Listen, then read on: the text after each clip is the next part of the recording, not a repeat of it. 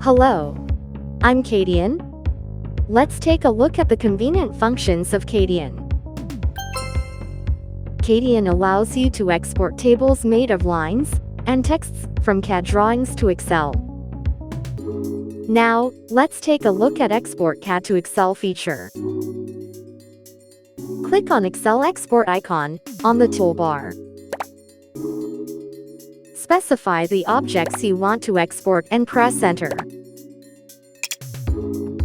In the export options, you can set the font, size, color of the text, and the scale of the table. Once you've set the options, click the Excel Export button, and it will open an Excel sheet, including the CAD objects you selected. We've used CADian's Excel Export function to export the CAD table to Excel. If you have any questions about CADian, please contact us on the website or via email. Thanks for watching.